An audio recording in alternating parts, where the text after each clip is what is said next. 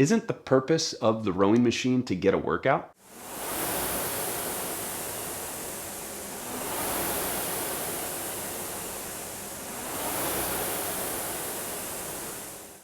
In a number of the videos that I've put out on YouTube, I have discussed the number one issue that novices face when learning the rowing stroke. And that issue is allowing the knees to rise up after the finish of the rowing stroke before the body comes forward. And so in those videos, I've taken great time and care to discuss how it should be the arms coming out and body coming forward before the knees rise up to reach the front end of the stroke. And what this helps with is maximum efficiency in terms of the recovery of the rowing stroke. If we are in a position whereby we allow the arms and body to come forward, that body is set, forward, arms out. All that's left to do is just release and roll freely into the front end of the stroke. Conversely, if we haven't allowed the arms and body to come forward fully, completely, or even close, then we get into a situation in which the arms are coming out, the body's starting to come forward, and the legs are rising. So now the seat's moving in this direction, and it's a lot of effort to move myself forward. So I'm at the finish, and I'm efforting to move forward. And I had a fascinating question about one of my videos recently that isn't the point of the rowing machine to get a workout. And if we were to row in this way, where on the recovery, we're back here and we're activating the abs and core and having them work harder on the return, wouldn't that give us more of a workout? And the answer is yes. I absolutely believe you would get more of a workout. You would tire yourself out faster. You would burn more calories. You would strengthen your core in a different way. And so I can concede that. But it's also not the safest and best way to return on the rowing machine, because from this reclined position as we move forward, there can be, if your abs are not strong, an undue amount of pressure onto your low back. So that's one problem that's created. Another problem that is created is that this rowing machine is built in a way that it's only going to tell you what you are doing during the drive phase of the rowing stroke. So this machine does not monitor any energy or effort up into the ceiling or down into the ground. It only monitors effort in the drive direction, not in the recovery. Now, in between strokes, the machine does still reward you. As you finish your stroke, the fan is spinning and it will continue to spin as you roll forward. So meters are accumulating, but it cannot determine how much effort you are spending on your return into the front end.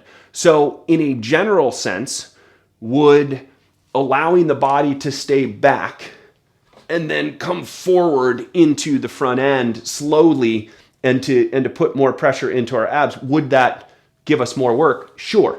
Is it quantifiable through this machine?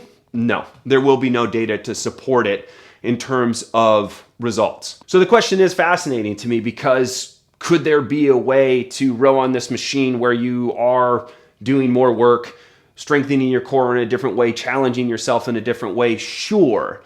But in terms of practical application and why people use the rowing machine, I do not feel it is ideal. A lot of people are on the rowing machine because they do want to track their effort. So it makes sense for them to row the machine the way that it's meant to be rowed, to row it as efficiently as possible so they can burn the most calories, travel the most distance, and create the highest wattage possible over any given distance or any time. Beyond just the general fitness that you can achieve on a rowing machine, the scores, the data, the wattage, all of the things that the Concept 2 produces and reads as you are rowing, those are useful metrics for anybody who is training in CrossFit, anybody who's competing in any games like High Rocks, anyone who is in a boathouse who needs to secure a score to distinguish themselves for selection in a rowing boat. Then it really behooves you to make sure that you are moving with the greatest level of efficiency possible and making sure that you're not doing anything extraneous that causes more work. Again, it's a fascinating question about, are there things that we can do on the rowing machine that create more work for us? Theoretically, yes. From a injury prevention side of things, I'm not a fan of altering the rowing stroke in a way that puts more pressure on you at any part of the rowing stroke.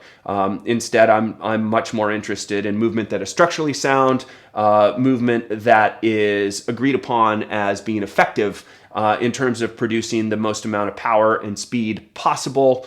So for me, it's really about efficiency over the machine. If you want to work the abs more and you want to work your core more, then that I think can be incorporated in a different exercise and doesn't necessarily need to be here. That isn't to say that the core is not used in the rowing stroke. In fact, at the front end of the rowing stroke, if you're doing it right and you are pressing and everything's connected and your legs are moving the handle out of the front end, that requires a strong low back, strong core, good hang from your lats, nice relaxation in the arms.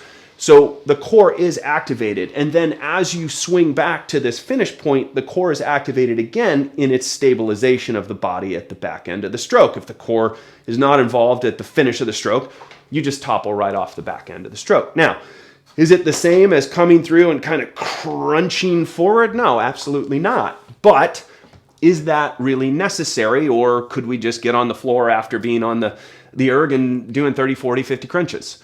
And so my contention would be that it would be best to row the machine in the way that it's intended to be rowed, and then to do crunches as needed to shore up the core.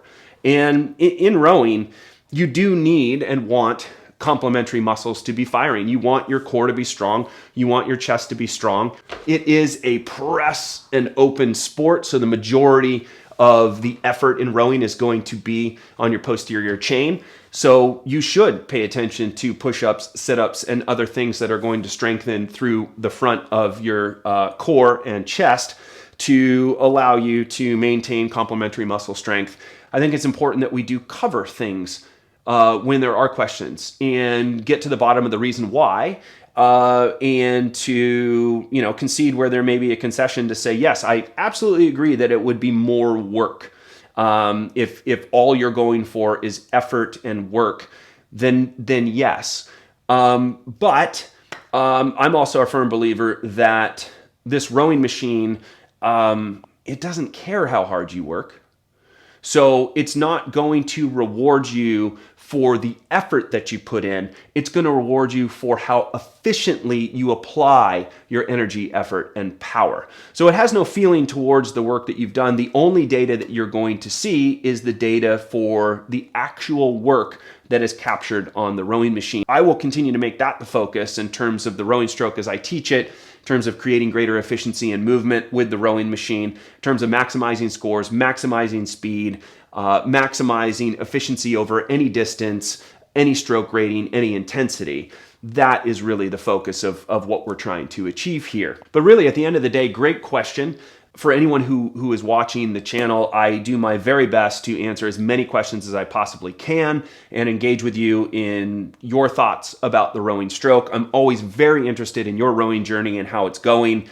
So please participate. Let me know what your thoughts are about the rowing stroke and how to use the rowing machine, or how you use the rowing machine for that matter, and what you're looking to achieve. And if you found this video useful, please like, subscribe, have a look at our ever-growing library of content, and know there will be even more rowing coming to you soon.